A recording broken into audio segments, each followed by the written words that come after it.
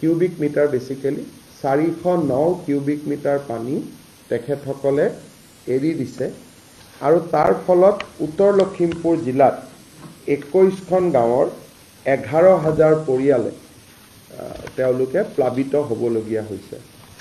আজিও তেওঁলোকে অলপ আগলৈকে দিয়া ৰিপৰ্ট মতে তেওঁলোকৰ ডেমত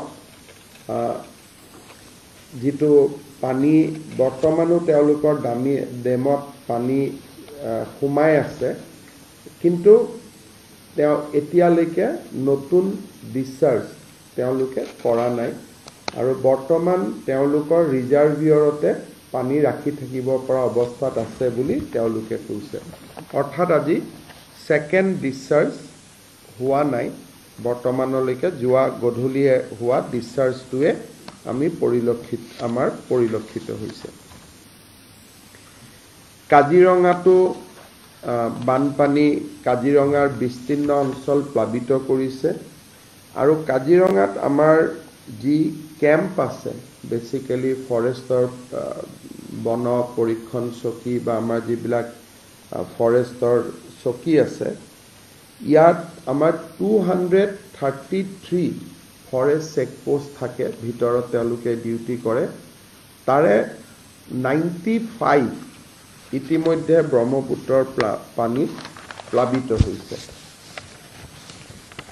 ডিব্ৰুগড় জিলাত ব্ৰহ্মপুত্ৰ বিপদসীমাৰ পাৰে ওপৰেদি বৈ থকা বাবে ডিব্ৰুগড়ত যি পানী সোমাই আছে তাক আমি মেচিন লগাই ব্ৰহ্মপুত্ৰলৈকে পঠিয়াব পৰা নাই, কাৰণ ডিব্ৰুগড় টাউনতকৈ ৱাটাৰ লেভেল ব্ৰহ্মপুত্ৰত ওপৰত আছে। কেতিয়াবা আপোনালোকে গুৱাহাটীত বহি আমি যিটো ধাৰণা কৰিব পাৰোঁ যে আমি গুৱাহাটীৰ পানী পাম্পেদি ব্ৰহ্মপুত্ৰত পেলাই দিওঁ, কিন্তু ব্ৰহ্মপুত্ৰ যদি গুৱাহাটীৰ পানীতকৈ ওপৰেদি যায় তেতিয়াহ'লে আমি তালৈকে পানী ডাইভাৰ্ট কৰিব নোৱাৰা হওঁ। একেই ডিব্ৰুগড়তো বৰ্তমান প্ৰশাসনৰ সন্মুখত জটিল সমস্যাটো হৈছে যে আমি চহৰৰ পানীখিনি আমি ব্ৰহ্মপুত্ৰলৈকে পঠিয়াই দিব পৰা নাই, ব্ৰহ্মপুত্ৰ বিপদসীমাৰ ওপৰেদি বৈ থকা বাবে। তাৰ ফলত ডিব্ৰুগড়ৰ ৰাইজে যথেষ্ট কষ্টৰ সন্মুখীন হৈছে।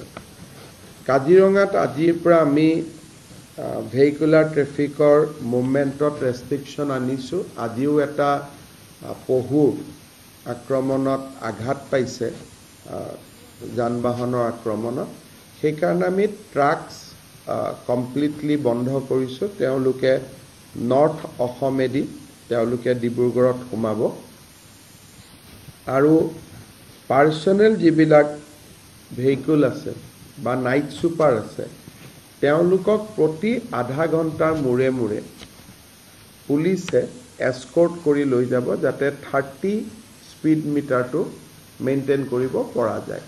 আমি নাইট ছুপাৰ আৰু পাৰ্চনেল ভেহিকলটো আমি বন্ধ কৰি দিয়া নাই, কাৰণ মানুহ গহপুৰ বা বিহপুৰী আদি ঘূৰি যাবৰ কাৰণে যথেষ্ট কষ্টৰ সন্মুখীন হ'ব, কিন্তু তেওঁলোকক আমি আধা ঘণ্টাৰ মূৰে মূৰে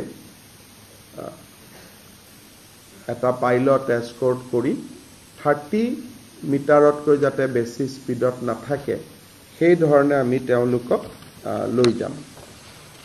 আপোনালোকে জানে যে অহা কালিৰ পৰা লখিমপুৰত আমাৰ দুদিনীয়াকৈ জিলা উপায়ুক্তৰ সন্মিলন হ'বলগীয়া আছিলে, কিন্তু ৰাজ্যৰ বান পৰিস্থিতিৰ পৰিপ্ৰেক্ষিতত জিলা উপায়ুক্তসকলৰ উপস্থিতি জিলা সদৰসমূহত অতিকে প্ৰয়োজন। সেইকাৰণে আমি এই জিলা উপায়ুক্তৰ সন্মিলন সাময়িকভাৱে স্থগিত কৰি জিলা উপায়ুক্তসকলক নিজ নিজ জিলাত বান পৰিস্থিতি তদাৰক কৰিবলৈ আমি নিৰ্দেশ দিছোঁ। আমাৰ মন্ত্ৰী ৰঞ্জিত দাস, পীযুষ হাজৰিকা, সঞ্জয় কিষাণ, অৰ্থাৎ নৰ্থ লখিমপুৰ আৰু ধেমাজি, ডিব্ৰুগড়, তিনিচুকীয়া, যোৰহাট, শিৱসাগৰ, গোলাঘাট এই প্লাবিত অঞ্চলকেইটাক মন্ত্ৰীসকলক ভ্ৰমণ কৰিবৰ বাবে নিৰ্দেশ দিয়া হৈছে। ইতিমধ্যে মন্ত্ৰী ৰঞ্জিত দাস ডিব্ৰুগড়ত আছে, সঞ্জয় কিষাণ ধেমাজিত আছে, পীযুষ হাজৰিকাও গোলাঘাট জিলাত আজি বান পৰিস্থিতি তদাৰক কৰি আছে। মই আমাৰ মন্ত্ৰী আৰু বিধায়কসকলক অনুৰোধ কৰিম যাতে বিধায়কসকলে নিজৰ সমষ্টিত এই সময়ছোৱাত আৰ্তজনৰ লগত থিয় হৈ থাকে আৰু মন্ত্ৰীসকলে নিজৰ গৃহ জিলা আৰু গাৰ্জেন জিলা এই দুইটাৰ মাজত তেওঁলোকে যাতে সময় ভাগ বতৰা কৰি লয়।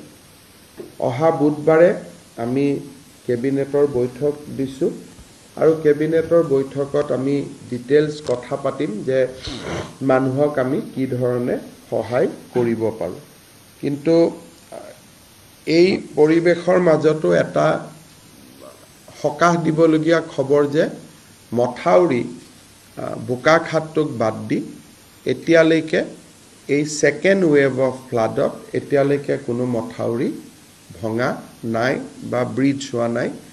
কিন্তু ব্ৰহ্মপুত্ৰৰ পানী যিহেতু আটাইকেইখন জিলাতে বিপদ সীমাৰ ওপৰত আছে আৰু পানী লাহে লাহে উজনিৰ পৰা নামনি অসমলৈকে বৈ আহিব, গতিকে মই ধাৰণা কৰোঁ যে অহা ৪৮ ঘণ্টাত সমগ্ৰ ৰাজ্যখনে, এতিয়া যিটো মই ৪১টা ৰেভিনিউ চাৰ্কুল ক'লোঁ, সমগ্ৰ ৰাজ্যখনেই বানপানীত গ্ৰাসত পৰিব বুলি আমি আশংকা কৰিব পাৰোঁ।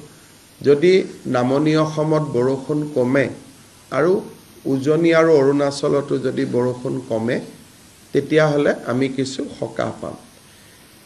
এইবাৰৰ বানপানীৰ মূল কাৰণটোৱে হৈছে যে অৰুণাচল প্ৰদেশত হোৱা ৰেইনফল।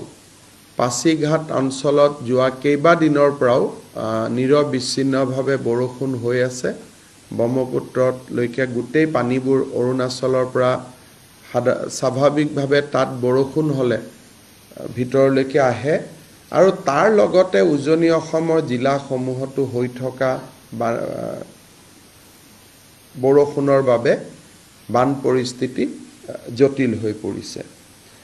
আজি দিনৰ ভাগত প্ৰধানমন্ত্ৰী নৰেন্দ্ৰ মোদী ডাঙৰীয়া তেখেতে মোক ফোন কৰিছিলে আৰু তেখেতে প্ৰতিশ্ৰুতি দিছে যে বানপানীৰ সংক্ৰান্তত যি প্ৰয়োজনীয় ভাৰত চৰকাৰে কৰিব লাগে তেওঁলোকে কৰিব আৰু মোকো আৰু আমাৰ মন্ত্ৰী আৰু বিধায়কসকলকো বানপানীৰ সময়ত ৰাইজৰ কাষত থিয় হৈ থাকিবৰ বাবে তেখেতে পৰামৰ্শ দিছে।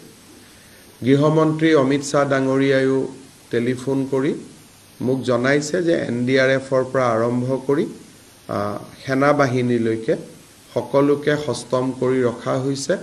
অসম চৰকাৰে যেতিয়াই বিচাৰে NDRF আৰু ভাৰতীয় সেনা আমাৰ সহায়ৰ বাবে প্ৰস্তুত হৈ আছে। ইতিমধ্যে NDRFে আমাৰ লগত কাম কৰি আছে আৰু আজি তিনিচুকীয়াৰো কিছু কিছু স্থানত জিলা কৰ্তৃপক্ষই সেনাৰ সহায় লৈছে। They have taken help of army আৰু আৰ্মিও আমাক জনাইছে যে তেওঁলোকৰ যথেষ্ট ফ'ৰ্চ ষ্টেণ্ড বাইত আছে, তেওঁলোকে আমাক সহায় কৰিব পাৰিব। বানপানীৰ ওপৰত আপডেট এইটোৱে আছিলে আৰু মই ভাবোঁ যে এই বিপদৰ সময়ছোৱাত আমি ইজনে সিজনৰ কাষত থিয় হৈ থাকিম আৰু ৰাইজক আমি সহায় কৰিম।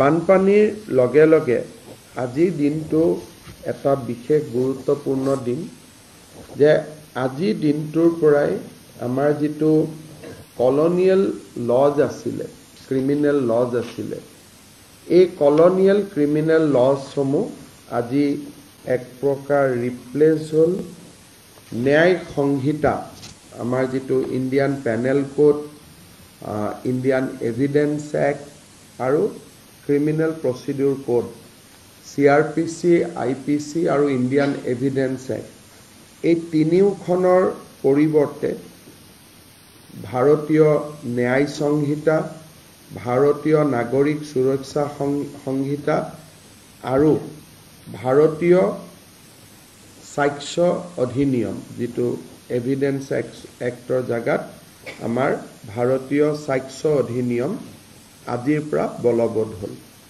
আজি দিনৰ 12:32 নগাঁও সদৰ আৰক্ষীয়ে ন্যায় সংহিতাৰ ভাৰতীয় ন্যায় সংহিতাৰ আধাৰত প্ৰথমটো গোচৰ ৰুজু কৰিছে আৰু যোৱা নিশা 12 বজাৰ পৰাই আমি IPCৰ অধীনত কেছ ৰেজিষ্টাৰ কৰা আমি বাদ দিছোঁ আৰু আমি ভাৰতীয় ন্যায় সংহিতাৰ আধাৰত কেছ ৰেজিষ্টাৰ কৰা আৰম্ভ কৰিছোঁ আৰু অসমত ফাৰ্ষ্ট কেছটো আমি 12:32 বিয়লি আমি ৰেজিষ্টাৰ কৰিছোঁ নগাঁও আৰক্ষী থানাত। ইতিমধ্যে আমাৰ অসমত এই তিনিওখন আইন অতি যাতে সুষমভাৱে বলবৎ হ'ব পাৰে, ট্ৰান্সফৰ্ম হ'ব পাৰে, তাৰ বাবে আমি বিশেষ ব্যৱস্থা হাতত লৈছিলোঁ। অসম পুলিচৰ 115 জন মাষ্টাৰ ট্ৰেইনাৰে যোৱা কেইবাটাও মাহ ধৰি কাম কৰি আছিলে। ন্যায় সংহিতাত ফৰেনচিকৰ ব্যৱহাৰ বাধ্যতামূলক কৰা হৈছে। অসমত আমি 5টা ফৰেনচিক লেব আমি স্থাপন কৰিছিলোঁ।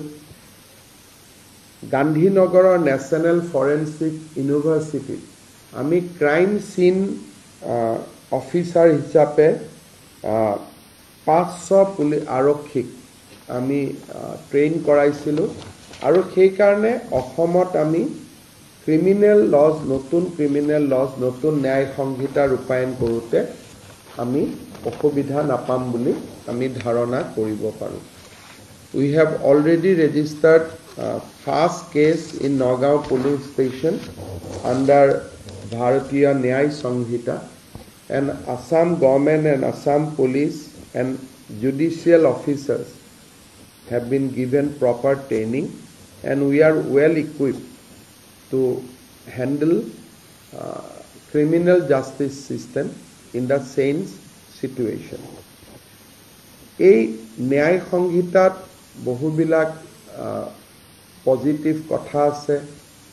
0 FIR, EFIR যিবিলাক ৰাইজে বিচাৰি আছিলে, ভাৰতীয় ন্যায় সংহিতা আৰু আমাৰ যিটো CRPCক আমি ৰিপ্লেচ কৰিছোঁ নাগৰিক সুৰক্ষা সংহিতা দি, ইয়াতে EFIRৰ পৰা ফৰেনচিক এভিডেন্স, এই গোটেই কথাবিলাক আমাৰ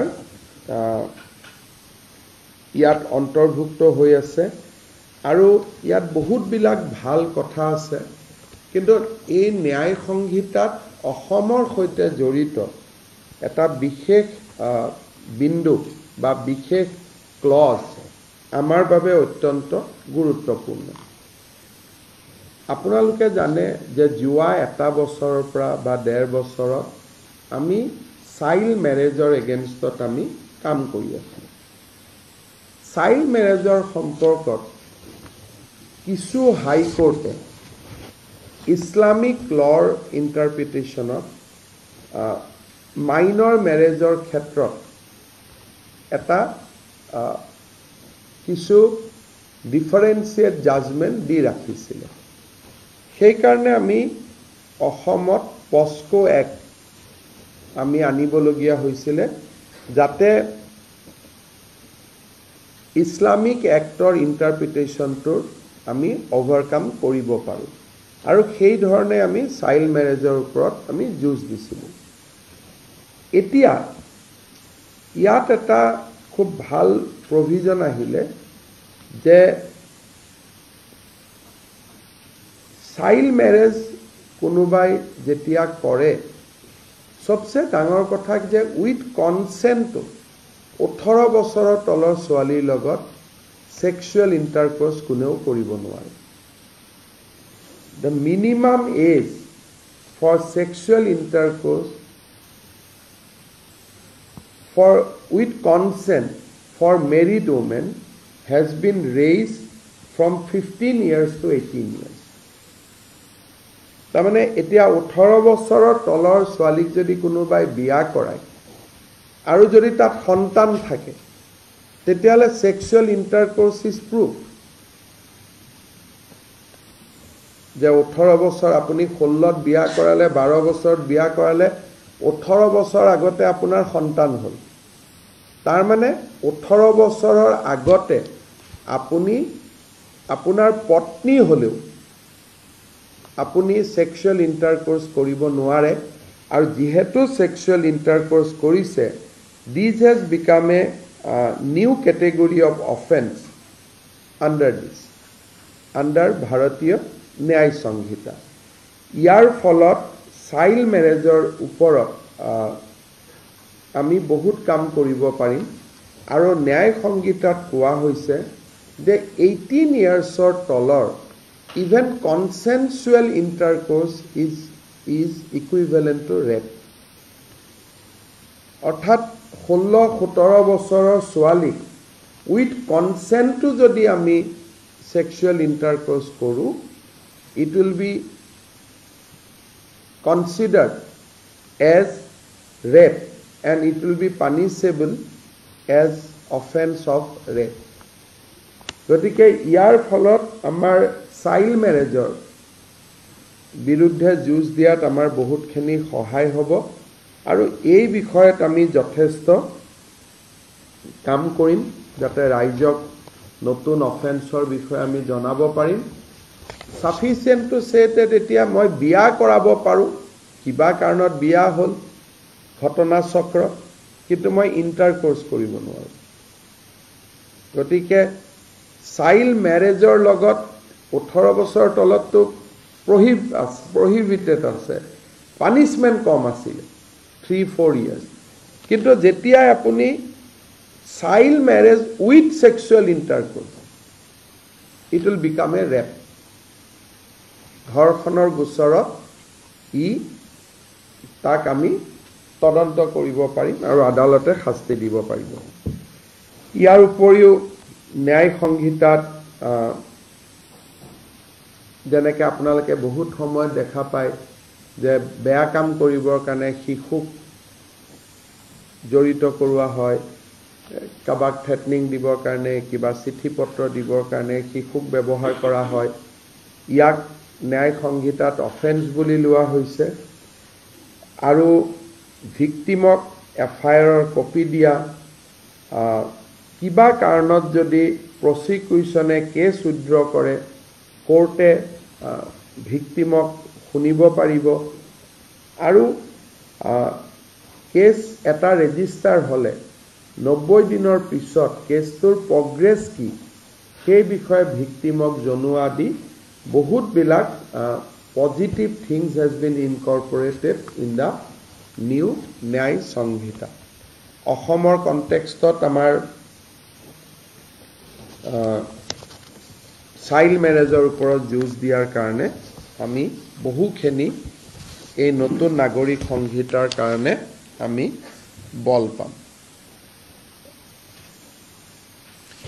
ইয়াৰ পিছত মই দুটা সৰু ঘোষণা কৰিব খুজিছো যোৱা আপোনালোকে জানে যে কেইটামান দিনত শিক্ষামন্ত্ৰী ডাঙৰীয়াই বাৰে বাৰে স্পষ্টীকৰণ দিয়াৰ পিছতো একাংশ সংবাদ মাধ্যমে হওক বা একাংশ শিক্ষকেই হওক শিক্ষা সেতু এপটোৰ ওপৰত বহুত বিলাক প্ৰশ্ন আনি আছে কিন্তু বহুত শিক্ষকে আমাক জনাইছে যে এপটোত কোনো সমস্যা নাই কিন্তু তাৰ পিছতো একাংশ সংবাদ মাধ্যমত এই বিষয়ে যোৱা এটা বছৰ চৰ্চিত হৈ আছে আমি এখন আজি চৰকাৰে কমিটি গঠন কৰিছো এই কমিটিখনত 3 জন ব্যক্তি থাকিব প্ৰফেসৰ পৰমেশ্বৰ আয়াৰ তেখেত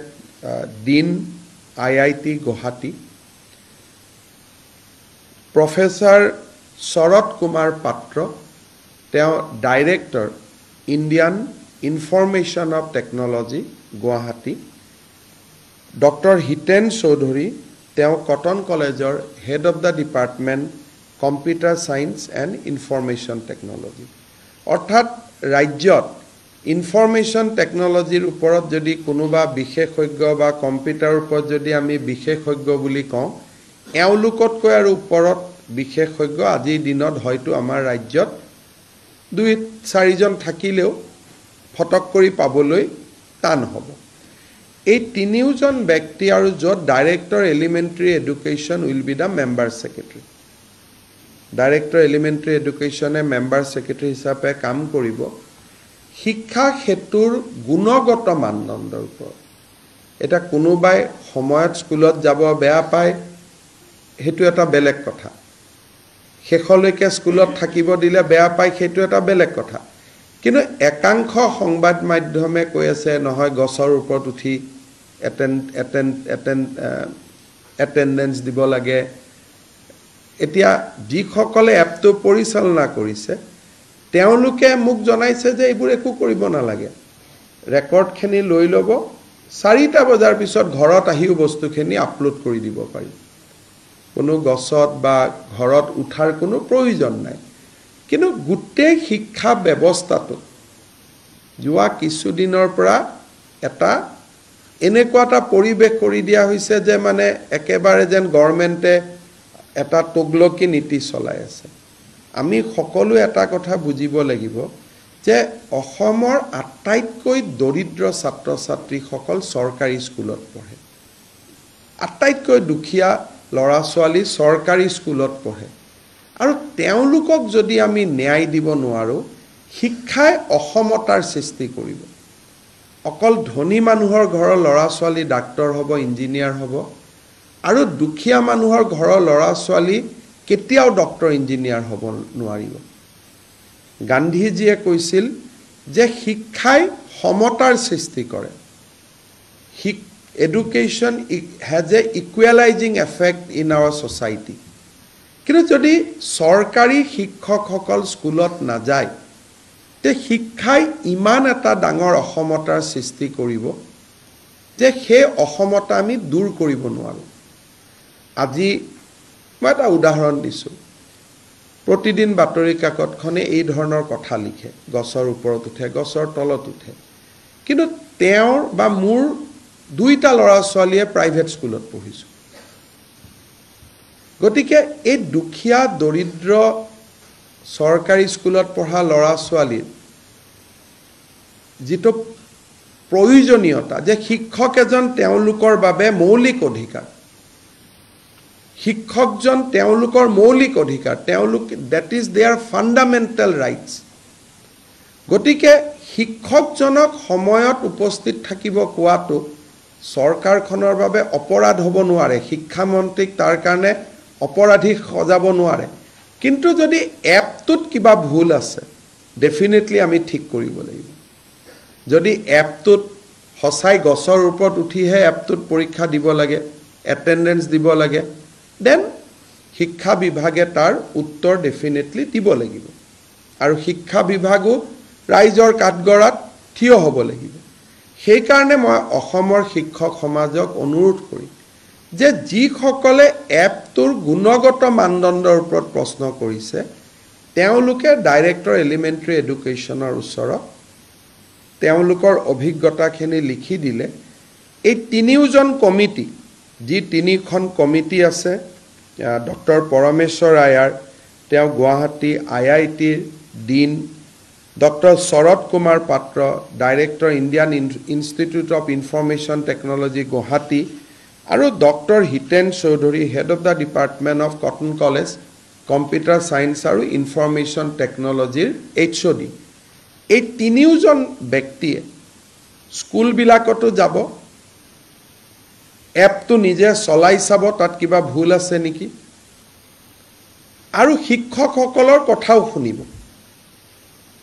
আৰু তেওঁলোকে আমাক সাজেশন দিব যে এপটোক যদি কিবা ভুল আছে আমি কেনেকৈ তাক ইমপ্ৰুভ কৰিব পাৰো কিন্তু সময়ত যোৱা আৰু সময়ত স্কুলৰ পৰা অহা ইলেকশ্যনত লাগিলে আমাক ভোট দিয়কে বা নিদিয়ক সেই বেসিক নিডটোত আমি কম্প্ৰমাইজ কৰিব নোৱাৰো কাৰণ হি যদি কৰো তেতিয়ালে আমি মুখ্যমন্ত্ৰী আৰু শিক্ষা মন্ত্ৰীৰ আসনত বহাৰ আমাৰ কোনো অধিকাৰে নাথাকিব কাৰণ আমি ইয়াতে অসমৰ লাখ লাখ চৰকাৰী বিদ্যালয়ত পঢ়া দৰিদ্ৰ শিক্ষাৰ্থী সকলৰ বাবে আমি ৰাজনীতি কৰিছো গতিকে আমি যদি বেসিক কথাটোত কম্প্ৰমাইজ কৰো তেতিয়ালে আমি ৰাজনীতি কৰিবই নোৱাৰো কিন্তু যদি এ সেকশন অফ টিচাৰ্ছ তেওঁলোকৰ যদি সঁচাকৈয়ে কিবা অভিযোগত মেৰিট আছে তাক শুনাটো আমাৰ দায়িত্ব, তাক শুনা, তাক নিৰাময় কৰা আমাৰ দায়িত্ব। গতিকে মই ৰাজ্যৰ শিক্ষক সমাজক, আমাৰো ভুল থাকিব পাৰে, মই নকওঁ যে আমি একেবাৰে ভুল কৰিব নোৱাৰা মানুহ, আমাৰো ভুল থাকিব পাৰে, কিন্তু এপটোৰ যদি গুণগত মানদণ্ডৰ ওপৰত কিবা ক'বলগীয়া আছে তেওঁলোকে ক'ব পাৰিব। আৰু এই তিনিওজনীয়া কমিটিক মই ৰাজ্যৰ 3খন চৰৰ বিদ্যালয়ত গৈ, চৰ চাপৰি বিদ্যালয়ত গৈ, 3খন পাহাৰৰ বিদ্যালয়ত গৈ,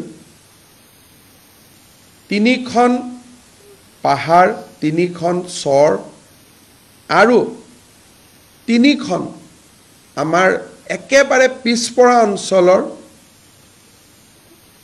স্কুলত গৈ এপখিনি ৰাতিপুৱা সেই সময়টোত নিজে ব্যৱহাৰ কৰি আমাক পৰামৰ্শ দিবলৈ মই আহ্বান জনাইছোঁ। কমিটিখনৰ লগত ময়ো কথা পাতি ল'ম।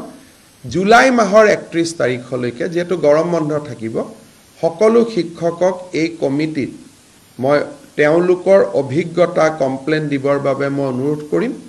অহা কালি বা পৰহি পেপাৰত ইমেইল একাউণ্ট আদি কমিটিয়ে দি দিব আৰু আমি নিৰপেক্ষভাৱে এই কমিটিখনৰ প্ৰতিবেদন অহা 1 ছেপ্টেম্বৰত ৰাইজৰ আগত আমি প্ৰকাশ কৰিম। যে কিবা যদি বেয়াও দেখিছে এপটোত আমাক কি ক'ব, তেওঁলোকে ক'ব যে দুটা আৰু ইয়াত প্ৰভিজন সোমাই লওক, দুটা ভাল ছফ্টৱেৰ আনক, ভাল কৰক, ভাল কৰাততো আমাৰ কোনো আপত্তি নাই, চ' উইল ডু ডেট। মই ভাবোঁ যে এই ব্যৱস্থাৰ পিছত ৰাজ্যৰ শিক্ষা ব্যৱস্থাত যোৱা এটা বছৰ ধৰি যিকোনো কাৰণতে সৃষ্টি হৈ থকা তিক্ততাৰ অৱসান ঘটিব। আৰু শিক্ষামন্ত্ৰী ৰণোজ পেগু ডাঙৰীয়াৰ লগতো মই কথা পাতিছোঁ, তেওঁ কৈছে যে মোৰ কোনো আপত্তি নাই, মুখ্যমন্ত্ৰীয়ে যদি এনেকুৱা কমিটি এটা গঠন কৰি দিয়ে মই আদৰণি জনাম। আৰু এই কমিটিটো শিক্ষা বিভাগৰ পৰিৱৰ্তে মই নিজে পিক কৰিছোঁ যাতে ই সম্পূৰ্ণ নিৰপেক্ষ হ'ব। শেষত মই স্বাস্থ্য বিভাগৰ দুটা কথাৰে সামৰণি মাৰিব খুজিছোঁ, তাৰপিছত আপোনালোকৰ কিবা প্ৰশ্ন থাকিলে মই উত্তৰ দিব পাৰিম। আপোনালোকে জানে যে নলবাৰীত 2019 চনৰ জুন তাৰিখে মই এটা বিশেষ আঁচনি আৰম্ভ কৰিছিলোঁ, সেইটো হ'ল ফ্ৰী কিডনী ডায়েলিচিছ। 2019 চনৰ জুন মাহত আমি এই প্ৰগ্ৰেমটো আৰম্ভ কৰিছিলোঁ। কোভিডৰ সময়ত যেতিয়া প্ৰাইভেট হস্পিটেলবিলাক বন্ধ হৈ গৈছিল, তেতিয়া এই চেণ্টাৰবিলাকতে আমাৰ কিডনী পেচেণ্টসমূহে আটাইতকৈ বেছি ডায়েলিচিছ পাইছিলে। আমি এপ'ল' হস্পিটেলৰ লগত এইটো পাব্লিক প্ৰাইভেট পাৰ্টনাৰশ্বিপত এই কামটো কৰিছিলোঁ আৰু চাওঁতে চাওঁতে ৰাজ্যৰ 33খন জিলাৰ 41টা স্থানত আমি কিডনী ডায়েলিচিছ চেণ্টাৰ আৰম্ভ কৰিছিলোঁ। প্ৰথমতে ইয়াৰ ইনটেক খুব কম আছিলে। প্ৰথম বছৰ আমি 24,000 ছেশ্যন আমি কৰিছিলোঁ। খুব মই ভাবিছিলোঁ যে প্ৰগ্ৰেমটো কিমান ভাল হ'ব, কিমান বেয়া হ'ব। 23-24 চনত আমি 2,21,116টা আমি ফ্ৰী ডায়েলিচিছ ছেশ্যন মানুহক আমি কৰিব পাৰিছোঁ। কেতিয়াবা কেতিয়াবা সংবাদ মাধ্যমৰ পৰা বহু আঁতৰত গৈ অসমৰ চৰকাৰখনে ৰাজ্যৰ জনসাধাৰণক কেনেকৈ সেৱা কৰি আছে, ইয়াৰ এটা জীৱন্ত উদাহৰণ হ'ল যে যোৱা বছৰ 5,347টা পেচেণ্টে, 47 গৰাকী পেচেণ্টে 2,21,000 ফ্ৰী ডায়েলিচিছ ছেশ্যনত অংশগ্ৰহণ কৰিব পাৰিছে। আৰু এই যিটো আঁচনি, এই আঁচনিত ভাৰত চৰকাৰেও আমাক সহযোগ কৰে। যোৱা বছৰ আমি 31 কোটি টকা খৰচ কৰিছিলোঁ, ভাৰত চৰকাৰে আমাক 16 কোটি টকা দিছিলে, আমি 15 কোটি টকা আমাৰ বাজেটৰ পৰা আমি খৰচ কৰিছিলোঁ। মই স্বাস্থ্য বিভাগৰ দায়িত্ব লোৱাৰ পিছত এটা এটাকৈ প্ৰগ্ৰেমবিলাক আলোচনা কৰি আছোঁ। 41টা চেণ্টাৰৰ পিছত আমি অসমত অহা 2 মাহৰ ভিতৰত আৰু নতুন 35টা চেণ্টাৰ আমি ফ্ৰী কিডনি ডায়েলিচিছৰ বাবে আমি আৰম্ভ কৰিব খুজিছোঁ। উদ্দেশ্যটো হ'ব যে 126টা সমষ্টিতে যাতে আমি ফ্ৰী ডায়েলিচিছ কৰিব পাৰোঁ, কিন্তু একেলগে মেডিকেল এক্সপানশ্যন একে কোবত হ'ব নোৱাৰে, লাহে লাহে কৰিব লাগে। 41টাৰ পিছত এতিয়া আজি আমি 35টা নতুন হস্পিটালত কিডনি ডায়েলিচিছ চেণ্টাৰৰ কাম আৰম্ভ কৰিম। লিষ্টখন মই আপোনালোকক দি দিম গ্ৰুপত। যিসকলে টিভিত চাই আছে তেওঁলোকৰ কাৰণে মই এই 35টা চেণ্টাৰৰ নাম মই ঘোষণা কৰি দিব খুজিছোঁ।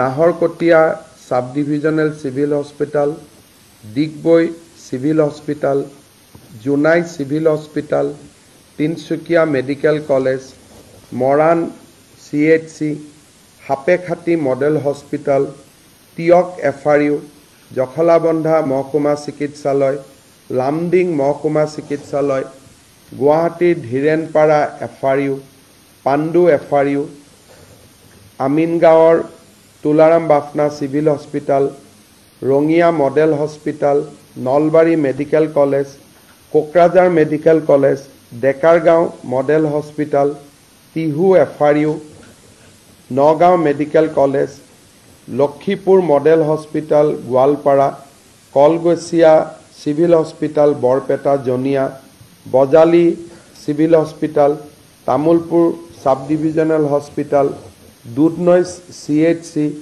Katigorah model hospital, Boraigram model hospital Karimganj, Biswanath জিলা চিকিৎসালয়, অভয়াপুৰী জিলা চিকিৎসালয়, Dhalai model hospital, Bijni sub divisional hospital, Lala CHC, Chenga model hospital, লখিমপুৰৰ Laluk model hospital, Nazira sub divisional civil hospital, গোলাঘাটৰ বোকাখাট সাব ডিভিজনেল হস্পিটাল আৰু কাছাৰৰ টিকৈ মডেল হস্পিটালত আমি কিডনি ডায়েলিচিছ আৰম্ভ কৰিবৰ বাবে সিদ্ধান্ত লৈছোঁ। আৰু মই ভাবোঁ যে আমি অহা 2 মাহৰ ভিতৰত এই ব্যৱস্থাক আমি সম্পূৰ্ণ কৰি তুলিব পাৰিম।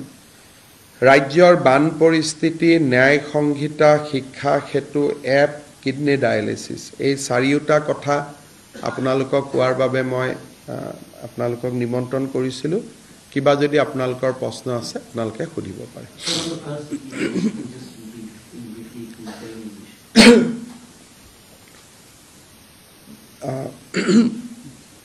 From last evening, the flood situation of Assam has turned into little critical. Water at all level in the river Brahmaputra is flowing above danger level. 41 revenue circle has been affected so far. Even in Kaziranga, the forest check post, all the forest vigilant posts, almost 95 vigilant posts has been submerged. Animal has started migrating from the reserve forest to the nearby hills. If the rain continues for next 3 days, the situation will become further critical. Prime Minister Narendra Modi ji has called me in the morning. He assured all helps and he said that Army, NDRF, everyone will be standby. They will work hand to hand with the government of Assam. And he also advised me that our MLAs, ministers should be on field to help the flood affected people. He reassured me that government of India is there. Any help government of Assam will sort, definitely that will be provided. Home Minister Amit Shah ji has also called me in the morning. He has also reviewed the flood situation. I am confident that if situation doesn't worsen from here, we'll be able to basically provide relief, rehabilitation to the people. But of course, if situation worsen, then we might have to take help from the army. So we are closely monitoring the situation, and we want to reassure the people of Assam that both Government of India and Government of Assam will be there to help completely, whatever way it needs to be. আপনি ন্যায় সংহিতা যিখন আইনৰ কথা কৈছে ইয়াত যথেষ্টখিনি উপকৃত হ'ব ন্যায় ক্ষেত্ৰত, কিন্তু মোৰ এটা প্ৰশ্ন থাকিব ছাৰ। বিশেষভাৱে আমি দেখিছোঁ যে এটা সম্প্ৰদায়ৰ কথা আপুনিও সামাজিক মাধ্যমত পোষ্ট কৰিছে, মন্ত্ৰী বিজয় হাজৰিকাকো আমি পোষ্ট কৰা দেখিছোঁ, কিন্তু নাহৰকটীয়াত ছাৰ আমাৰ এগৰাকী সতীৰ্থ মহিলা সাংবাদিকক দলবদ্ধভাৱে অমানৱীয় কাণ্ড সংঘটিত কৰিছে। আৰু ইয়াৰ পিছত ছাৰ এই বিষয়টো 26 মে হৈছিলে, তাৰপিছত 6 জুনত স্থানীয় আৰক্ষী থানাত ব্যৱস্থাপনা কৰিলে, যোগাযোগ কৰিলে, কিন্তু আজিও ভুক্তভোগী মহিলাগৰাকীয়ে ন্যায় পোৱা নাই। মই বিষয়টো এইকাৰণে লৈ আহিছোঁ আপোনাক আজি ওচৰতে পাই।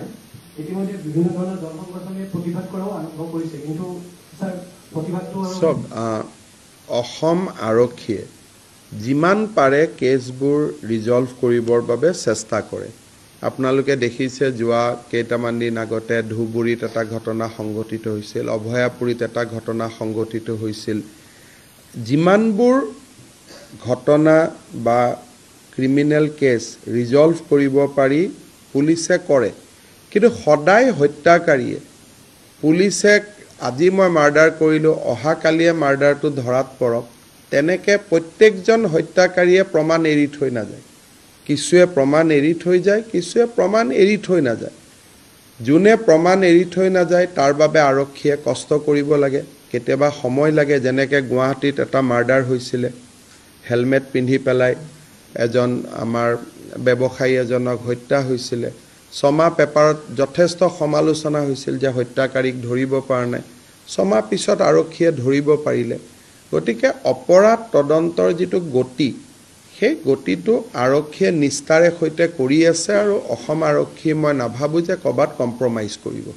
ইতিমধ্যে ছাৰ ভিডিঅ' ফটো আৰু অভিযোগ অনুসৰি এটা ইয়াকুব আহমেদ নাহৰকটীয়া জাবুনত এটা ইণ্টাৰভিউ এটা আছিলে ছাৰ, তাৰ অবৈধ বাতৰি কৰিব যোৱা সংক্ৰান্তত আপোনাৰ যিখিনি ফিডবেক ইয়াকুবক লৈ, এই ফিডবেকখিনি মই পুলিচক কৈ দিম, আপোনাৰ পৰা সংগ্ৰহ কৰিব, তদন্তত সহায় হ'ব। যোৱা কেইদিনমানৰ ঘটনাত এটা পলিটিকেল লাইন আছে আৰু এটা ক্ৰিমিনেল ডিৰেকশ্যন আছে। প্ৰথম কথা, অপৰাধীৰ কোনো ধৰ্ম আৰু জাতি নাই, তাত কাৰো কোনো ক'বলগীয়া একো নাই। এইটো নহয় যে এটা বিশেষ সম্প্ৰদায়ৰ মানুহে ধৰ্ষণ কৰে, আন এটা সম্প্ৰদায়ৰ মানুহে ধৰ্ষণ নকৰে, মই সেইটো কথা আমি নকওঁ। কিন্তু এটা কথা আমি দেখা পাইছোঁ যে যোৱা 2 মাহত এটা পাৰ্টিকুলাৰ ৰিলিজিয়নৰ সৈতে জড়িত মানুহে আগত যোৱা 2 বছৰ নকৰা কিছুমান কাম তেওঁলোকে কৰি আছে। যেনে যোৱা পৰহি দিনাখন আমাৰ হাতত এটা খবৰ আহিলে, গাঁৱৰ মানুহে কমপ্লেইনো দিব পৰা নাই। ধুবুৰীত এখন কোচ ৰাজবংশী গাঁও আছে, সেই গাঁওখন চাৰিওফালৰ পৰা বিশেষ সম্প্ৰদায় এটাই আৱৰি ৰাখে। যোৱা কিছুদিনৰ পৰা সেই গাঁওখনত কোচ ৰাজবংশী গাঁওখনৰ খেলপথাৰখনত গৈ সেই বিশেষ সম্প্ৰদায়ৰ মানুহে শৌচ পেচাব কৰে। সাংবাদিকসকলে ৰিপৰ্টিং কৰা নাই যে ছাৰ আমি যদি ৰিপৰ্টিং কৰোঁ গাঁওখনৰ মানুহ থাকিব নোৱাৰিব আৰু অত্যাচাৰৰ সন্মুখীন হ'ব। অৰ্থাৎ মানুহকেইজনৰ নিৰাপত্তাৰ কথা চিন্তা কৰি সাংবাদিকসকলে জানিও কথাটো ৰিপৰ্ট কৰা নাই। যোৱা পৰহি দিনাখন আৰু তাৰ কেইদিনমান আগৰ পৰা সৰভোগৰ এখন হিন্দু সমাজৰ গাঁও, এখন শ্মশান আছে, চাৰিওফালে এটা বিশেষ সম্প্ৰদায়ৰ লোক আছে, তাত শ্মশানখনৰ গেটখন গাঁৱৰ মানুহে বনায় আৰু তেওঁলোকে আহি ভাঙি দিয়ে। কিয়? শ্মশানখনৰ মাটিখিনি তেওঁলোকক লাহে লাহে লাগে। আজি আপোনালোকে এটা ফেচবুক টুইটাৰত এটা পোষ্ট পাব মঙলদৈৰ এজন বিশেষ সম্প্ৰদায়ৰ ধৰ্মগুৰু এজনে ধমকি দি আছে যে মই অহা 6 তাৰিখৰ পৰা লখিমপুৰত যাম পুলিচক মই চাই ল'ম অমুকক নধৰিলে মই অমুক কৰিম তমুক কৰিম যোৱা 2 বছৰত এই কথাবিলাক নোহোৱা হৈ গৈছিলে লোকসভা ইলেকশ্যনৰ পিছত এইবোৰ বাঢ়িছে কিন্তু ইয়াৰ এটা পলিটিক্যাল এংগল এইটো এটা মই পলিটিক্যাল এংগলত কৈছোঁ আৰু ক্ৰিমিনেল এংগলৰ পৰা আমি ব্যৱস্থা লমেই কিন্তু পলিটিক্যাল এংগলৰ পৰা অসমৰ ৰাইজে চিন্তা কৰিব লাগিব যে এটা সামান্য পৰিৱৰ্তনতে তেওঁলোকৰ যিটো সাহস যিটো নাছিলে ইমানখিনি সাহস আমি দেখা পাইছোঁ ডাঙৰ পৰিৱৰ্তনৰ ফালে কেতিয়াবা ৰাজ্যখন গলে সাধাৰণ মানুহ যে থাকিব নোৱাৰা হ'ব এই কথাটো ৰাজনৈতিকভাৱে সচেতন কৰাৰ আমাৰ দায়িত্ব কিন্তু পুলিচৰ সন্মুখত কালি এনেকুৱা হ'ব পাৰে যে কোনোবা এজন হিন্দু ল'ৰাও ৰেপত ধৰ্ষণৰ গোচৰত নলবাৰীত পৰিব পাৰে সেইকাৰণে মই কৈছোঁ অপৰাধীৰ কোনো জাতি ধৰ্ম নাথাকে কিন্তু সাডেন যিটো ইনক্ৰিজ ঢেকিয়াজুলিত বাৰে বাৰে ঘটনা ঘটি আছে ই আমাৰ কাৰণে এটা চিন্তাৰ বিষয় কিন্তু উইল ডিল উইথ দ্যাট আমি চিন্তা কৰি থাকিলেতো নহ'ব we have to deal with that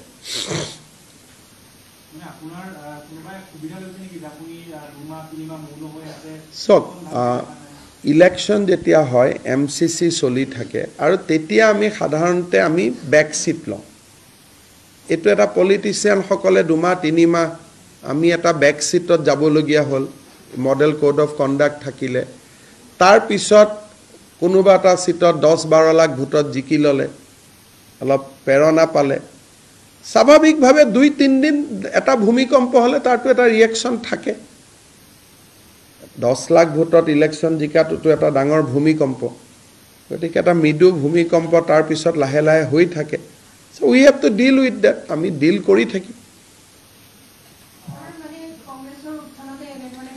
উত্থান নহয় সামান্য যিটো উত্থান আমি ধুবুৰী নগাঁও যোৰহাটত দেখা পাইছোঁ আগতেও আছিলে কংগ্ৰেছটো নোহোৱা হৈ যোৱা নাছিলে কিন্তু মই আকৌ ঠিক মিডিয়া বুলি ক'লে বেয়া নাপাব হাৰা পাৰ্টিটোক মিডিয়াই জিকা ধৰণৰ যিটো এটা পৰিৱেশ কৰি দিলে তাত উৎসাহিত হ'ল ৰিজাল্টত উৎসাহিত হোৱা নাই কাৰণ আগত 4টা আছিল এবাৰ 3টা হ'ল কমিলহে কিন্তু মিডিয়া এটা এনেকুৱা পৰিৱেশ সৃষ্টি কৰিলে যে নহয় ইহঁতিহে জিকিছে আমি বিজেপিৰ MP টেম্পি জিকাবিলাকৰ নামেই নোহোৱা হৈ গ'ল ক'বাত যে আমি এনেকুৱা কৰি দিলে যোৱা 2 মাহত মিডিয়াই যে অসমত যে 13 জন কোনোবা MP আছে সব পাহৰি গ'ল আৰু যে 13টা সিট আছে সব পাহৰি গ'ল 12টা সিট আছিল সব পাহৰি গ'ল আপোনালোকে খুৱে বাৱে কেতিয়াবা হৈ যায় যে ৰজা মহাৰাজাৰ প্ৰতি মানুহৰ দুৰ্বলতা থাকে আপোনালোকে দুৰ্বলতাত উঠি গ'ল তাৰ ফলত কোনোবা মানুহে জিকাটো নাই কিন্তু নিজিকাটোকো কেতিয়াবা ইয়াত সাইকোলজিক্যাল এটা টাৰ্মছ আছে কেতিয়াবা বগাটোকো মানুহে কলা দেখে সো এনেকুৱা এটা পৰিৱেশ এটা একাংশ মানুহে কৰি দিলে জিকিছে কিন্তু 3টা যোৱাবাৰ আছিল 4টা বা 5টা কমিলে কিন্তু কমাটোক আপোনালোকে বঢ়া বুলি উলিয়াই দিলে আপোনালোকে মানে একজেক্ট ইয়াত বহি থকা কেইজন নহয় যোনে কৰে তাৰ ফলাফলটো তাৰ কুপ্ৰভাৱটো ঢেকিয়াজুলি কোকৰাঝাৰ বৰপেটাত য'ত আমাৰ মানুহবিলাক সংখ্যালঘিষ্ঠ সেই মানুহসকলে তাৰ কুপ্ৰভাৱটো পায় ইয়াততো আপোনালোকৰ কাৰণে সাধাৰণ কথা এইটো নিউজ দিলে অলপ চিফ মিনিষ্টাৰে কষ্ট পাব চিফ মিনিষ্টাৰে অলপ আমি অলপমান অলপ প্ৰতিশোধ লোৱা টাইপ হ'ব সেইটো আমাৰ লেভেলত ইট ইজ ফাইন কিন্তু অসমখন এনেকুৱা এটা ৰাজ্য যে গুৱাহাটী বা যোৰহাটত টিপাটো মাৰিলে দুখ আৰু দৈন্যতা সহ্য কৰিব লাগে ধুবুৰী বৰপেটা গোৱালপাৰা য'ত আমাৰ মানুহবিলাক সংখ্যালঘিষ্ঠ হৈ আছে এই যে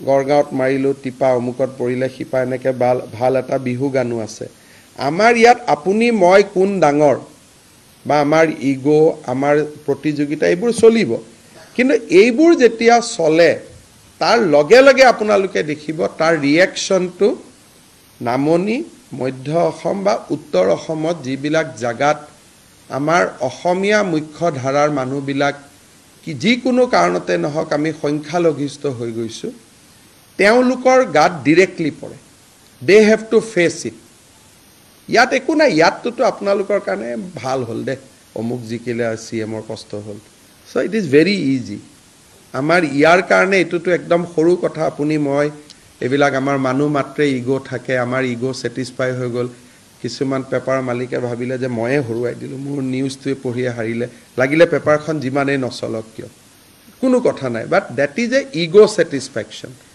কিন্তু অসমত ইগ'টোৰ যিটো ৰিয়েকশ্যন সেই ৰিয়েকশ্যনটো নামনি উত্তৰ অসম মধ্য অসমৰ যিবিলাক গাঁৱত আমি সংখ্যালঘু হৈ গৈছোঁ তাৰ ৰিয়েকশ্যনটো তাতে হয়গৈ গতিকে মই ভাবোঁ যে সচেতনতা বাঢ়িলে এইবিলাক ঠিক হৈ যাব মানুহটো ইগ' কি আছে আমি আজি আছোঁ এনেকুৱাও দিন থাকে যে কাৰোবাক ক'ৰবাত যাব যদি VIP পাছ এখন নিদিয়ে তেওঁ গভৰ্ণমেণ্টৰ এগেইনষ্ট হৈ যায় চ' ডেটছ ইগ'কটো আপুনি ছেটিছফাই কৰিব নোৱাৰে কিন্তু আমি আমাৰ ডাঙৰ যিটো দায়িত্ব আমাৰ যিটো ডাঙৰ ৰেছপনচিবিলিটি সেইটোৰ প্ৰতি আমি সজাগ হৈ থাকিব লাগে ইমানে কথা বাকীটো অপৰাধীৰ কোনো ধৰ্ম নাই ইয়াত ইয়াকুব বুলি কৈছে তাতে মেমন বুলি ক'ব তাতে কিবা ক'ব কৰবাত ৰঞ্জনো ওলাব কৰবাত কমলো ওলাব গতিকে সেইটো লৈ পেলাই বহুত চিন্তা কৰি লাভ নাই চাওক এনেকুৱা কথা ক'লে অত্যন্ত দুখ লাগে কিয় স্নাতকৰ নামভৰ্তি বিনামূলীয়া বুলি সকলোৱে জানে আজি 10 জুলাইত আপোনালোকে দেখিব যে চৰকাৰে গোটেই টকাবোৰ কলেজক উভতাই দিব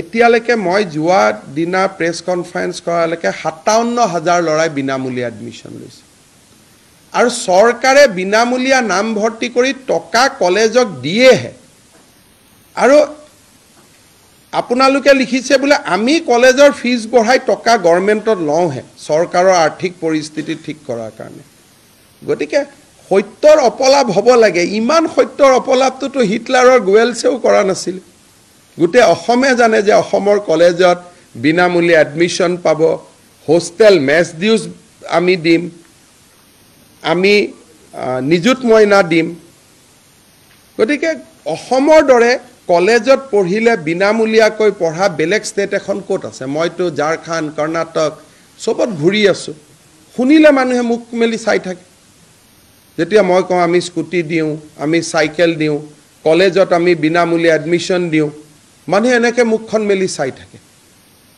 ইয়াৰ ঘৰত মোৰ কিমান আপোনালোকে ঘৰত মোক কিমান হলাগিছে বেলেগ কথা বাকি জায়গাতো ভাষণ দিলে মুখখন মেলি মানুহে চাই থাকে ये संभव है क्या ये सचमुच है क्या 10 जुलाইত আপোনালোক আহিব কলেজৰ প্ৰিন্সিপাল সকল ইয়াত থাকিব বিনামূলীয়া এডমিশ্যনৰ ফিজটো আমি তেওঁলোকক আপোনালোকৰ হাগতে নগদ চেকখন দি দিম পিছত আৰু চেকখন ডুপ্লিকেট বুলি লিখিলে বেলেগ কথা আৰু এডমিশ্যনৰ যিখন লিষ্ট আছে 2023 চনৰ 2024 খনৰ যদি কম্পেয়াৰ কৰি চোৱা যায় তাতে ডিজাস্টাৰ মেনেজমেন্টৰ ক্ষেত্ৰতো ইমান পইচা লৈছে এই গোটেই পইচাটোতো আমি ঘূৰাই দিওঁ না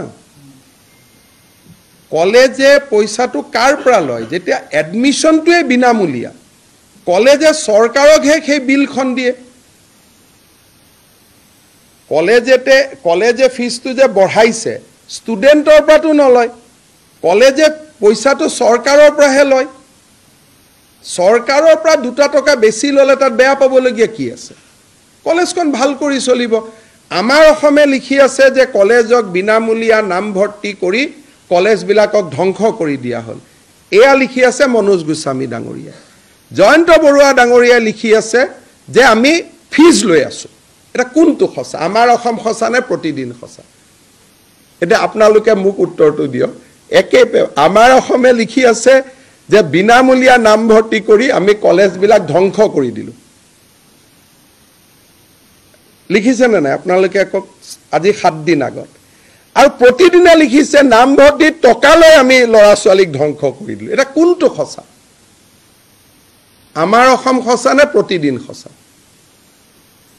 গতিকে বলক কালি মোৰ লগত কলেজৰ ষ্টুডেণ্ট বিলাকৰ মই নাম 10 জুলাইত দি দিম আপোনালোকে ফোন কৰি সুধি ল'ব যে এডমিশ্যনটো ফ্ৰী হৈছে নে নাই স্কুলৰ বা কলেজৰ যি ইনফ্ৰাষ্ট্ৰাকচাৰ আছে বা বিল্ডিং বনোৱা বা টয়লেট ৰিপেয়াৰিং এনেকুৱা যোনবিলাক যিখন আপোনালোকৰ যিখন ফিজৰ ক্ষেত্ৰত মই আপোনাক অত্যন্ত বিনম্ৰতাৰে অসমৰ মুখ্যমন্ত্ৰী হিচাপে দায়িত্ব সহকাৰে কৈছোঁ যে অসমত ৰেচন কাৰ্ড থাকিলে এডমিশ্যন বিনামূলীয়া। আৰু কি কম কওক? আপোনালোকৰ মালিকৰ শ্ৰীচৰণত মই পানী ধুই ভৰি ধুই সেৱা কৰি ক'লেতো নহ'লে তেওঁৰ ঘৰত গৈ মূৰটো মাৰি দিব লাগিব যে আপুনি কিয় অসত্য কথা লিখিছে কওক বুলি। নহ'লে কালিৰ পৰা ভাত নোখোৱাকৈ তেওঁৰ ঘৰৰ সন্মুখত অনশন কৰিব লাগিব যে আপুনি শুদ্ধ কথাটো লিখক। ইমান কৰিব নাপায়। এটা লিমিটৰ তলত আমি কোনো যাব নাপায়।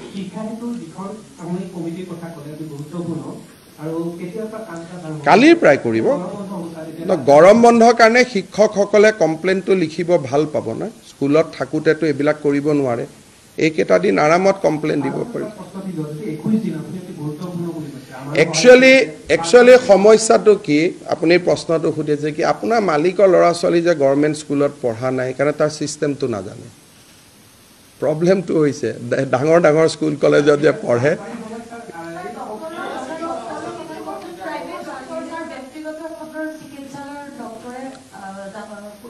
আমি এটা কৈছোঁ যে গভৰ্ণমেণ্ট হস্পিটালৰ ডক্টৰক ডিউটি আৱাৰ্ছৰ পিছত আমি প্ৰাইভেট প্ৰেক্টিছ কৰিব এলাউ কৰোঁ। কাৰণ অসমত ডক্টৰ কম। এজন নিউৰ'চাৰ্জনে যদি যিমানে চাৰ্জাৰী কৰে মানুহৰ লাভ হয়। কিন্তু কিছুমান ডাক্তৰে যোৱা কিছুদিনত ডিউটি আৱাৰ্ছৰ ভিতৰতো তেওঁলোকে মেডিকেল কলেজ এৰি প্ৰাইভেট হস্পিটালত যায়। এতিয়া মই প্ৰাইভেট হস্পিটালখিনিক কৈছোঁ যে মই ডক্টৰক একো নকৰোঁ, আপোনালোকৰ লাইচেন্সখন কেঞ্চেল কৰিম। যদি আপোনালোকে গভৰ্ণমেণ্ট ডক্টৰক ডিউটি আৱাৰ্ছত ব্যৱহাৰ কৰে, 2টা বজাৰ পিছত ব্যৱহাৰ কৰক, মোৰ কোনো ক'বলগীয়া নাই। কিন্তু ডিউটি আৱাৰ্ছৰ সময়ত সিদিনা মই বৰপেটাত গৈছিলোঁ, বৰপেটাৰ 2-এজন ডক্টৰে ডিউটি আৱাৰ্ছত গৈ নাৰ্ছিং হোমত বহি থাকে। এইটো বেয়া কথা। আৰু মই আপোনালোকে জানে যে মই ডাক্তৰসকলক সন্মানো কৰোঁ। ক'ভিডৰ সময়ত তেওঁলোকে আমাক বহুত সহায়ো কৰিছে আৰু প্ৰাইভেট প্ৰেক্টিছত মোৰ কোনো আপত্তি নাই। But after duty hours, not during duty hours. আৰু মই আজি ৰাতিপুৱা মেডিকেলত গৈছিলোঁ, ডক্টৰসকলে কৈছে যে এইটো অৰ্ডাৰলৈ আমাৰ কোনো আপত্তি নাই, আমি নাযাওঁৱেই। 2-এজনে আমাৰ ফেটাৰ্নিটি গৈ পেলাই আমাক বদনাম কৰে আৰু সেইটো আমি তাৰ পৰা আঁতৰি থাকিব খোজোঁ।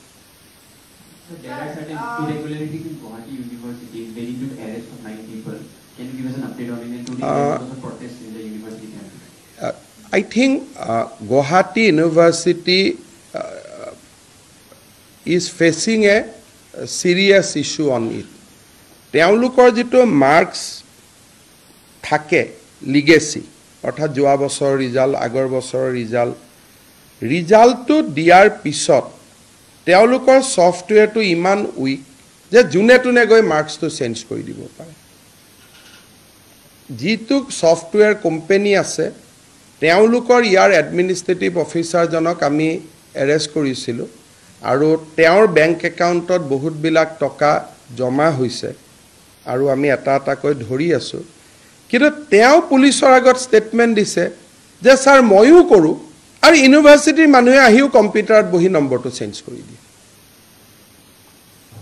তাৰমানে তাত পাছৱৰ্ড নাই, কণ্ট্ৰল নাই। সাধাৰণতে ছফ্টৱেৰটো পাছৱৰ্ড প্ৰটেক্টেড হ'ব লাগে। ছফ্টৱেৰটোৰ পাছৱৰ্ডটো কণ্ট্ৰলাৰ অফ এক্সামিনেশ্যনৰ লগত থাকিব লাগে। ছফ্টৱেৰটো খুলিবৰ কাৰণে কণ্ট্ৰলাৰে পাছৱৰ্ডটো মাৰি নিদিলে সেই ছফ্টৱেৰটো খুলিবই পাৰিব নালাগে, তাত ছিষ্টেম থাকিব লাগে। কিন্তু ইয়াতে কম্পিউটাৰত বহা মানুহজনে কি কৰে, মাৰ্কছটো চেঞ্জ কৰি দিয়ে। দিয়াৰ পিছত ল'ৰাজনে এখন ডুপ্লিকেট মাৰ্কশ্বিট বিচাৰে আৰু ডুপ্লিকেট মাৰ্কশ্বিটত ডুপ্লিকেট নম্বৰটো আহি যায়। আৰু ই এটা কিমান দূৰলৈকে শিপাইছে, যোৱা আপোনালোকৰ বৰপেটাৰ সাংবাদিকসকলে এই তথ্যটো মোক দিছিলে, তাৰ পৰাই আমি অনুসন্ধান কৰি কৰি এইখিনি পাইছোঁ আৰু CIDক গোচৰটো তদন্ত কৰিব দিছোঁ। এতিয়া আমি ভিতৰত সোমাই গৈ এই বস্তুটো চাব খুজিছোঁ আৰু বাকি ইউনিভাৰ্চিটিৰো কেনেকুৱা তেওঁলোকৰ সফটওয়্যাৰ বিলাকো কিমান প্ৰটেক্টেড হয়তো আমি গুৱাহাটী ইউনিভাৰ্চিটিৰ কেছটো পাইছো কাৰণে গুৱাহাটী বিশ্ববিদ্যালয়ক আমি সমালোচনা কৰিছো হয়তো ডিব্ৰুগড়ও একে হ'ব পাৰে হয়তো শিলচৰো একে হ'ব পাৰে সেৱাও একে হ'ব পাৰে আমি নাজানো সেই কাৰণে শিক্ষা বিভাগক মই কৈছো যে এটা এক্সপাৰ্ট কমিটি কৰি গুটেই কেখন বিশ্ববিদ্যালয়ৰ মাৰ্কৰ যেটো সফটওয়্যাৰ সেইটো তেওঁলোকে পৰীক্ষা কৰিব লাগে কাৰণ এইটো ছাত্ৰসকলৰ মাজত যাতে পৰীক্ষা পদ্ধতিৰ ওপৰত বিশ্বাস আতৰি নাযায় তাৰ কাৰণে এখিনি আমি কৰিব লাগিব শিক্ষামন্ত্ৰী ডাঙৰীয়াই মোক কৈছে যে এই বিষয়টো মই 2-3 বাৰ বিশ্ববিদ্যালয় কৰ্তৃপক্ষৰ নজৰত আনিছিলো যে আপোনালোকৰ সিস্টেমটো উইক কিন্তু বিশ্ববিদ্যালয় কৰ্তৃপক্ষক এটো শিক্ষামন্ত্ৰীয়ে কোৱা কথা যে যিমান তেওঁৰ কথাও গুৰুত্ব দিব লাগিছিল বিশ্ববিদ্যালয় কৰ্তৃপক্ষই দিয়া নাছিল সেইকাৰণে মই ভাবো যে এটো খুবেই সিৰিয়াস মেটাৰ তাত কোন অভিযুক্ত নহয় এটো পিছত আহিব কিন্তু সফটওয়্যাৰটো ইমান উইক কৰি আৰু এক্সপোজ কৰি ৰাখি থৈ দিয়াটো এটা সাংঘাতিক ভুল আছিল সো আমি ই কিমান গভীৰ আছে বিষয়টো সিআইডিক তদন্ত কৰিব দিয়া হৈছে আমি সাম যে ই কিমান ভিতৰত সোমাই আছে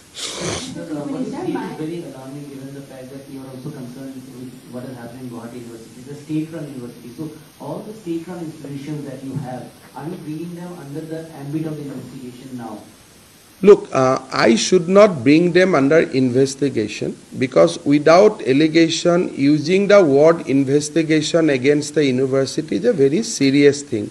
But definitely, we will look at their system also, the system of the other university and our councils also. Whether the systems of the university, even the private university, how strong they are. We need to look at the disease, not only at the symptoms. So my question is regarding the plan. It is very comforting to know that the Prime Minister of the country has talked about it. But we have seen that time and again he has visited Assam and Northeast for certain occasions, for certain celebrations as well. But can we expect anyone to be coming to Assam and inspecting? Because as long as I am capable and as long as I can serve, please allow me to handle this. And when I'll know that it cannot be handled by me, then definitely I'll invite people who need to come here. But I think that we handled this before also, and I'll be handling it to the satisfaction of the people of Assam. When I'll fail, definitely I'll request my Prime Minister to send more ministers from Delhi and other. But as long as our team is capable to handle it, to give them relief, rehabilitation, it is fine. When Prime Minister or very senior dignitaries come during the flood, entire system has to stand by with them. Entire 2-3 days we have to plan the visit. The flood relief goes in DJRI. So when extreme situation arise, then we expect it visit. He did came 4 years before. But as long as we are in a position to handle, so I am not of those politicians that why PM is not visiting. All this, I think this has more political tenor than the actual helping. He is taking care of us. He will help us whatever way. আজি যদি তেওঁ আহিম বুলি কয় মোৰটো 3 দিন হেতু কামতে গুছি যাব I have to organize his visit. Entire 3 days will be like that only. So if something very serious happen which I cannot control, definitely then they will come. Sir, যেহেতু এটা বিশেষ সম্প্ৰদায়ৰ কথা ওলাই আছে তেনে ক্ষেত্ৰত জনাৰ্দন দেৱগোস্বামীৰ অধ্যক্ষতাত হিন্দু ৰাষ্ট্ৰৰ দাবী উত্থাপন হৈছে So হিন্দু ৰাষ্ট্ৰ মই নাজানো কিন্তু ভাৰতটো হিন্দু সভ্যতা হয়েই হেতুটো it is a anthropologically ethnically it is a proof কিন্তু তাক বাদ দি আৰু হিন্দু ৰাষ্ট্ৰ অমুক এবিলাক কৈ আমি যেহেতু এখন সংবিধানত আছো সংবিধান মতে দেশখন চলা ভাল কিন্তু our civilisation is a Hindu civilisation হ'ব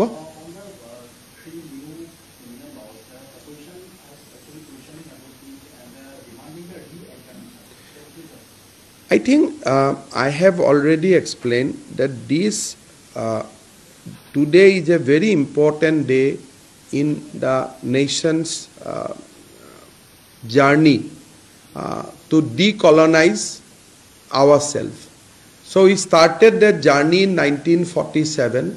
Today we achieved a very, very important milestone. The Bharatiya Nyaya Sanghita will transform our criminal justice system from punitive towards justice. So that's very important. During the colonial era, all three penal codes, CRPC, were designed to continue with the punitive measures by a rulers to the colonial people. Today we have achieved a milestone where we have democratized our criminal laws. I don't think that there is any need to re-examine it.